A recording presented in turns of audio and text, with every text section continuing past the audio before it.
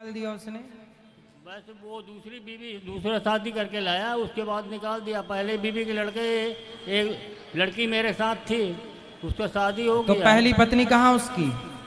पहली पत्नी चली गई, कहाँ? स्वर्गवास चली हो गई। अच्छा। हाँ, तो दूसरी पत्नी लाया तो आपको घर से निकाल दिया? जी वही मतलब वे लड़ाई झगड़ा मतलब चलता रहा। जो पहले बीवी की लड़के तो आपकी कोई खेती बाड़ी नहीं थी? खेती बाड़ी थोड़ा सा था वो। घर किसके नाम पे है? मेरे नाम से 50 डिसमिल है वो। तो आप बोलो ना कि भाई ये घर में मेरा है, तो मैं क्यों निकलूं, तू निकल।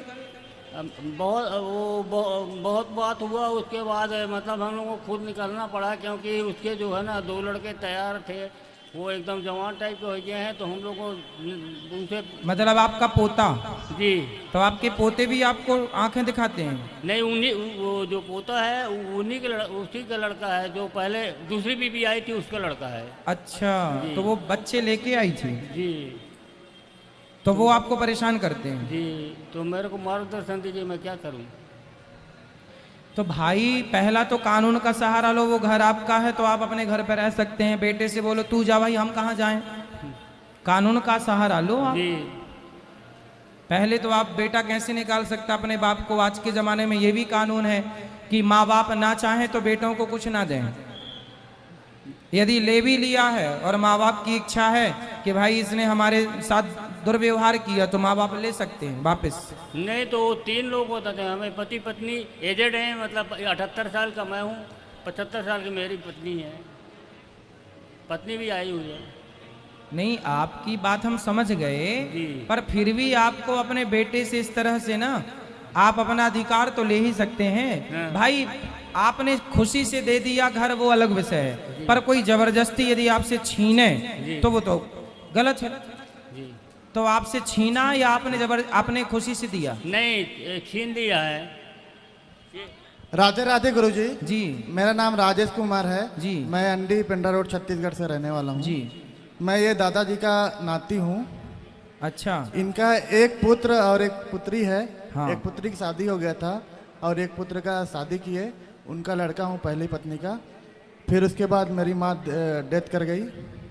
फिर दूसरा शादी हुआ है, उनके 2 पुत्र थे, एक पुत्री है, और वो 2 पुत्र और पिताजी दोनों मतलब उनकी पत्नी मेरे दादा और दादी को परेशान करते हैं। मैं बाहर रहता हूँ एक्चुअली जी। अभी इन लोग को बाहर कर दिए हैं, अभी रेंट में ले करके कहीं बाहर रह रहे हैं। नहीं, तो इनकी ये हमने समस्या बताया कि भाई आप कानून का सहारा लो। आपके घर है, यदि आपके नाम पर है तो कोई कैसे कब्जा कर सकता है, भले बेटा ही क्यों ना हो। उसको पहली बात तो ऐसा व्यवहार अपने पिता के साथ नहीं करना चाहिए।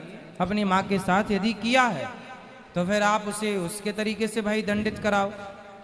कानून का सहारा लिया गया था, फिर लेकिन वहाँ पे वही बताया कि अलग हो जाओ तो ही बेहतर है।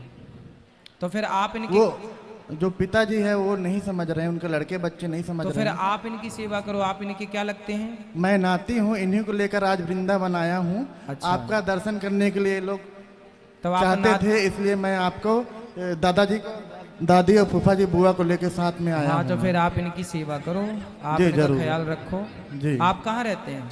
मैं रायगढ़ में रहता हूँ, जॉब करता हूँ रायगढ़ में, ये लोग पिंडरा में रहते हैं। अच्छा जी। तो वहाँ फिर इनकी व्यवस्था कराओ और इनकी सेवा कराओ। इनको न्याय मिलना चाहिए और इनकी सेवा भी होनी चाहिए। ऊपर वाला देख रहा है गुरुजी, वो तो वो भगवान न्याय सब मिलेगा। देखें। जी जी। अभी पहले पत्नी के 2 बच्ची और एक लड़का थे, दोनों बच्ची के अपने ही दम पे शादी कर दिए, और एक मैं लड़का नाती मेरा भी शादी कर दी अपने ही दम पे। पिताजी का कोई सहारा नहीं इसमें, जी। किसी चीज का कोई सहारा नहीं। अब रेंट में रह रहे हैं, ऐसी चीज क्या है बोल रहे थे। चलिए, आप अपने पिता अपने पुत्र से